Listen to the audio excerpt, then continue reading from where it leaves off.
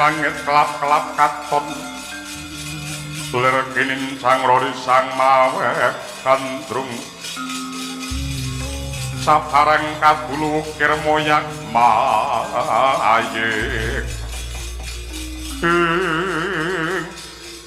hati lumampak wanci pangklong kepapak kubur sewu Rama Prabu dinirip palungguan samangke paduka kepareng ngeti ngalaken dumateng kasetyan rasa tresna dumateng ingkang putra kula pun Duryudana. Mboten langkung kula ngaturaken panuwun Anak Prabu. Ngibaratipun sambung obor colok lintang rambatan pundak. Kula nyuwun pandonga panjurung. Dinten kaping 15 menika kula ingkang badhe bergagah wonten madyanipun Tegal Kurusetra. Syukur menawi kula antuk jaya.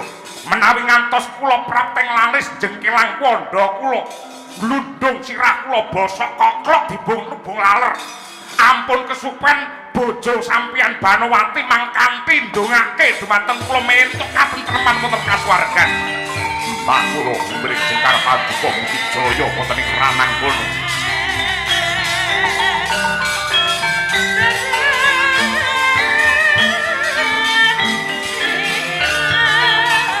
Sing bisa kumurung saking jroning kaca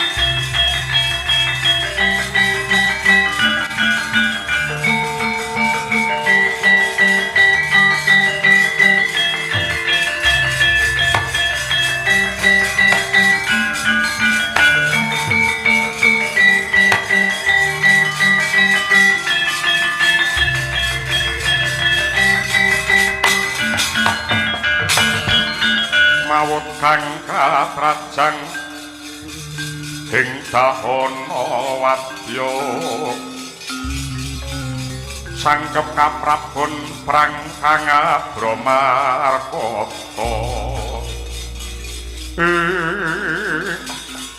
dina kaping 15 Baratayuda ngiles mangsa kala ambladak ludira jagat kebak sesambak tangis kalindhesing wengis Kumara kinebut marang dewaning Antaka Senopati Ngastina nenggih Narendra Agung Mandaraka Prabu Salyapati dengan magut Suraningri wonten madyaning Tegal Kurusetra kawis tinggal sadakep saluku tunggal nutupi baban hawa sanga dingkem netra kekalih geter sarirane ku mendeng metu keluke ngubal-ubal Aji Candra Birawa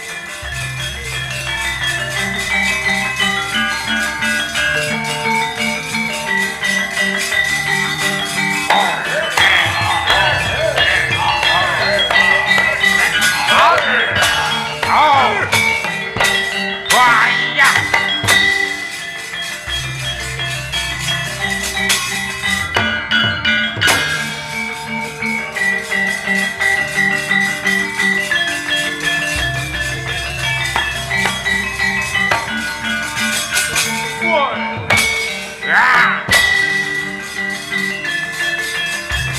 Ah. Ye. Wah. Ah. Ah.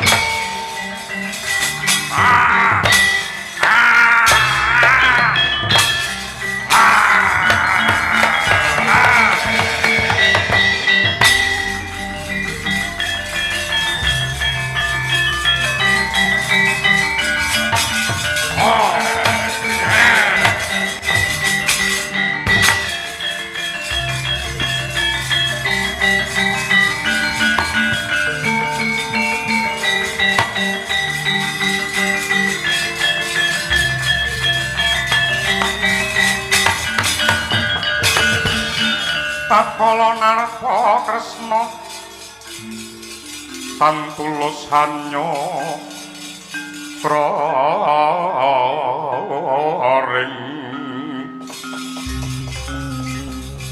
Kasiwara Jahnawi Sutata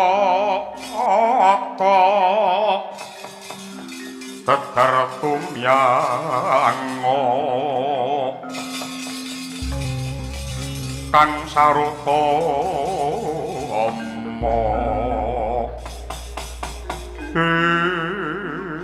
jagat dewa Bathara ya jagat mangestumpara babar pisan ora nduga mana lamun ta Bratayuda dina kaping 15 iki Ngastina ngetokke pengiram-iram ora pangling kae paman Prabu Mandaraka Prabu Salyapati ingkang magut Suranendriya kanthi angubal-ubal Aji Candha Birawa.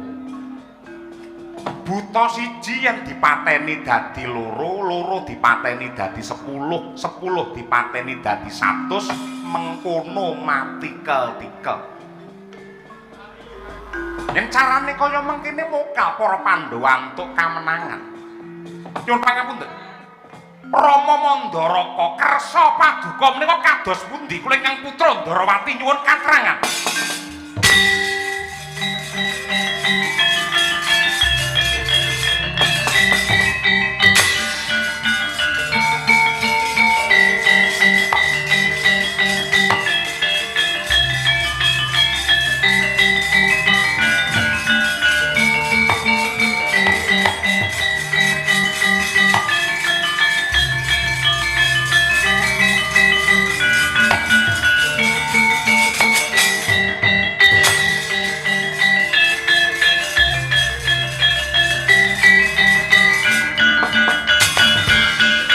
Ngancur lakuning angin uga ragraning araga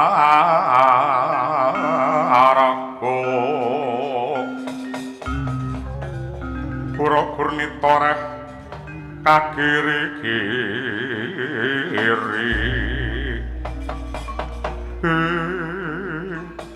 duh Rama Prabu Mandaraka nyuwun pangapunten Paduka menika sampun cetha pratela bilih pepundhen. Paduka menika pinisepuh lan sesepuh ingkang kedahipun dados panutan lan ugi dados paugeran. Nanging sebabipun menapa Bharatayuda ingkang sinebat perang suci kok malah Paduka risak kanthi angubal-ubal Aji Candha Birawa. Anak Prabu Ndarawati iya. Jare sinten Bharatayuda niki perang suci. Nadyanta disungging ngangge kencana cinawi nganggo mutiara ingkang nami perang menika mesti kejem, perang menika tetep wengis.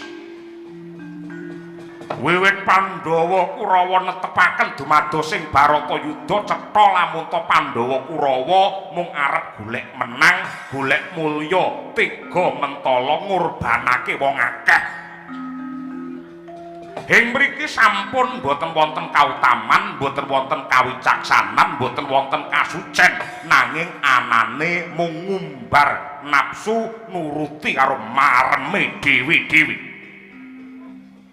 Nanging nyuwun pangapunten. Swargi Hyang Bisma sampun anetepaken pranatan tumraping perang Baratayuda. Kula ugi nekseni. Sang Resi Bisma anggenipun ndamel aturan wonten Baratayuda kula ugi nekseni nanging nyatanipun kados pundi? Wiwit Abimanyu dirancap kaya kewan Gatotkaca ngamuk tengah wengi, Resi Durna dinggo bal-balan sirahe. Aturan Baratayuda wis ora kanggo. Kabeh senopati gawe aturan dhewe-dhewe, tatanan dhewe-dhewe sing nguntungake karo awake dhewe. Baratayuda niki sampun rusak, perang niki sampun bubrah tanpa tatanan, tanpa aturan. Nanging menawi sedaya sampun sami trajang dumateng pranatan, nabrak dumateng aturan, menapa Kanjeng Rama ugi badhe mekaten? Lajeng bentenipun menapa? Bedanipun menapa Rama Prabu Salyapati kaliyan Sang Maha Julik Rekyana Patih Harya Sengkuni ing tansah ngrusak dumateng Sangkuni tetep ana bedane. Sangkuni niku mung pinter omong niku wong licik, ning yen Salya niki duwe Candha Birawa. Sampeyan ora lunga ke taman Candha Birawa serang Candha Birawa ora mati tak kuroni.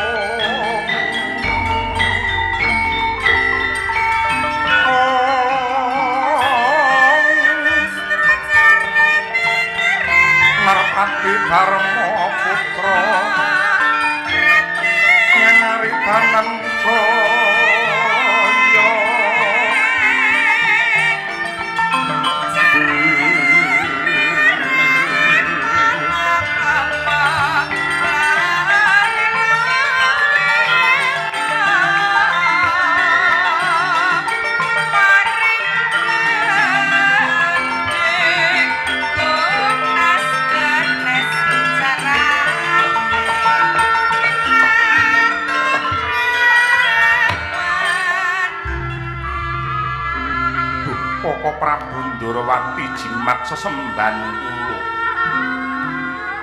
Kalinan ingkang rayi cumadong dawuh kados pundi wartanipun payudan Tegal Kurusetra Koko Prabu. Nuwun sewu Yayi Puntadewa. Atur uninga bilih barisan Pandhawa mendelong karana katrajang Senopati Ngastina nenggih Rama Prabu Salyapati. Aji Candha Birawa kuwi mrawasa prajurit lan Senopati Pandhawa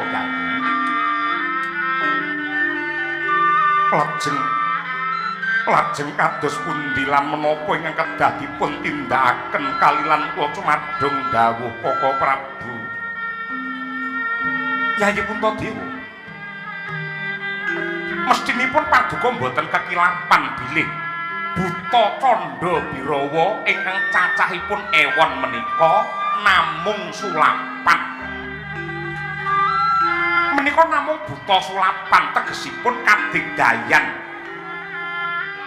ingkang mijil menika dumados saking kanepson ingkang dipun umbar. Menawi nepsu dipun uja mboten wonten telasipun tanpa benten kaliyan wujudipun Candha Birawa ing saya kathah lan saya ndrebala. Mila saking menika Yayi ing saged nelukaken Aji Candha Birawa mboten wonten sanes kejawi namung piyayi ingkang kulina ulah kesabaran pinter ngendhaleni hawa nafsu nenggih paduka Yayi Prabu Puntadewa.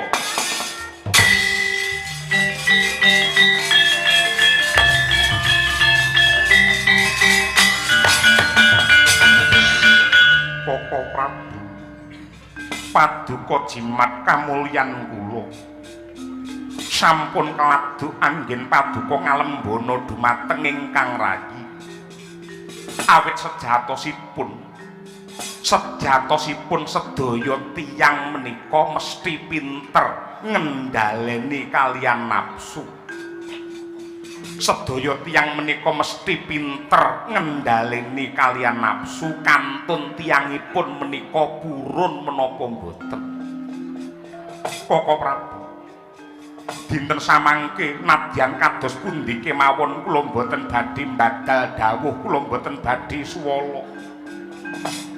Nyuwun tambahing pangestu mugi-mugi kula sembada netepi dhumateng jejiban menika Koko Prabu.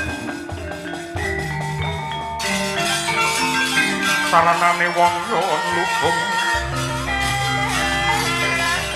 petah lopo kurang kuling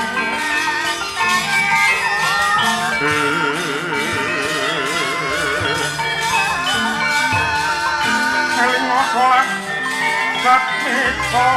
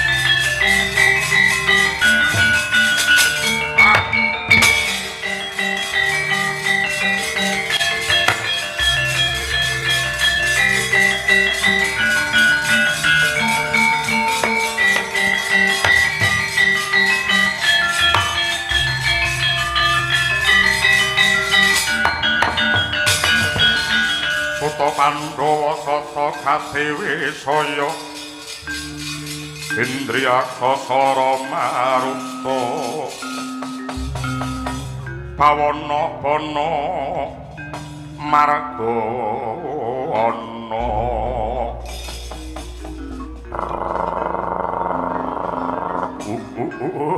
ladal Prabu Puntadewa ya kene kowe ora gelem perang karo Candha Birawa kowe ora gelem prawasa karo aku tandha lamun ta kowe iki nadyan tata gelar wujudmu ratu ning sejatine wong jireh getih wedi mati sing gedhe pangapuramu Candha Birawa tumrape Puntadewa ngalahke wong liya kuwi luwih gampang tinimbang ngalahke kelawan nepsune dhewe banjur sing ndok ajab sing ndok karepake piye yektine mungsuh ingkang abot dhewe kuwi dudu sapa-sapa nanging nepsune dhewe mergo akeh wong pinter wong sugih lan wong digdaya nanging mung dadi kesete hawa nafsu mongko nafsu yen diuja ora bakal ana enteke tanwurunga uripe mung ngangsa lan ngangah-angah adoh saka rasa tentrem lan uga ayem banjur kowe maju perang ana Bratayuda kene kuwi arep ngopo yen kowe wegah perang nang kene kuwi arep golek apa aku makarti ana Bratayuda mung milih kelawan kodrate lelakon aku wegah nglarani penggalihe sapa-sapa merga makhluk urip ana alam padang iku mung diperintah supaya nyebar rasa tresna marang jagat saisine mula yen kowe bakal mateni aku mara gage aku patenana malah aku ngaturke panuwun dene kowe sing lantarake Puntadewa purna ing dharma banjur aku sumewa ana ngarsane Gusti ingkang Maha Asih yen kowe mati mongko kowe ratu Ngamarta ratune Pandhawa Bratayuda sing menang Kurawa bakale kowe bakale kalah ning donya iki ora ana bab sing wajib digondheli nganti mati-matian merga sing digoleki menange iki ora ana donya ning menange besok lamun ana jaman akhirat lho mereka wah cara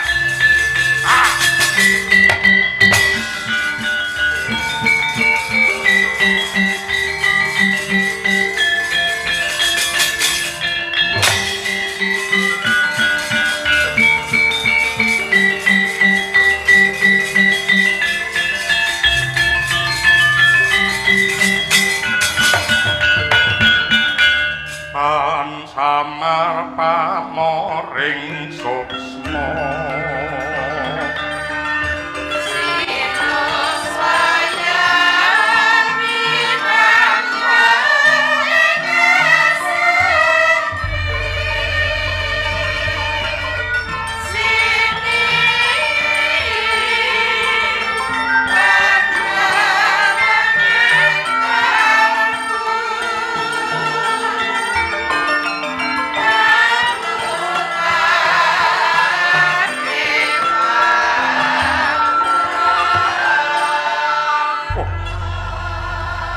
anak Prabu Puntadewa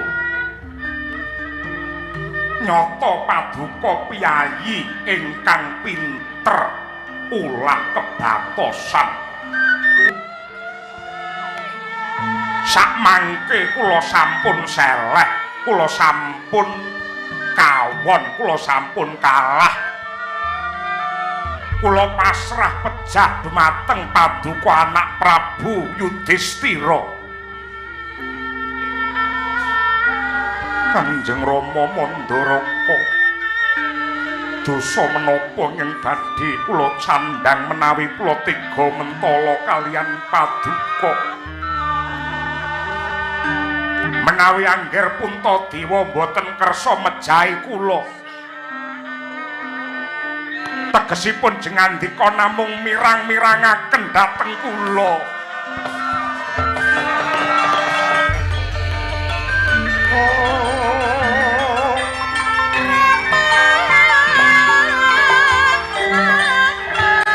Jengandika namung badhe mirang-mirangaken ing Bapa Mandaraka. Mongko sumpahe Senopati menika tinimbang bali wirang luwih becik dadi batang. Kula mboten saged nglampahi Kanjeng Rama, nanging paduka menika lak ngasta piranti. Kula mboten beta pusaka menapa-menapa. Ingkang paduka pundi rinten dalu nenggih jimat jamus Kalimasada menika pusaka sing jagat tanpa ana tandinge.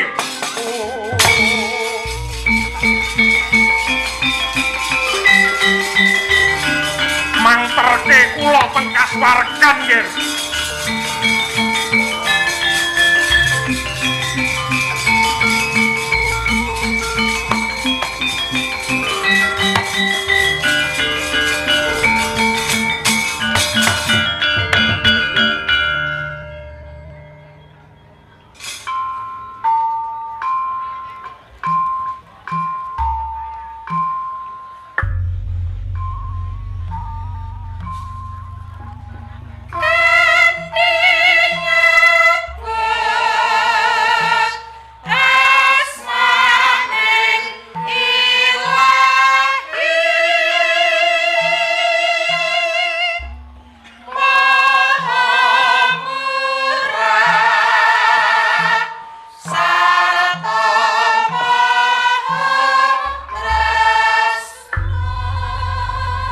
Rama Prabu Mandaraka. Kalimasada menika sanes pusaka nanging pustaka kinarya paugeraning agesang. Kalimasada menika namung dumados saking kalih ukara nenggih.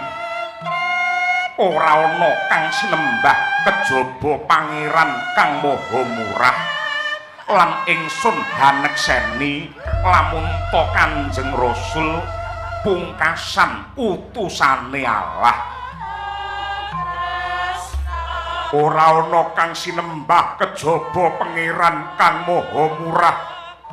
Lan ingsun nekseni lamun to Kanjeng Rasul pungkasan utusane Allah.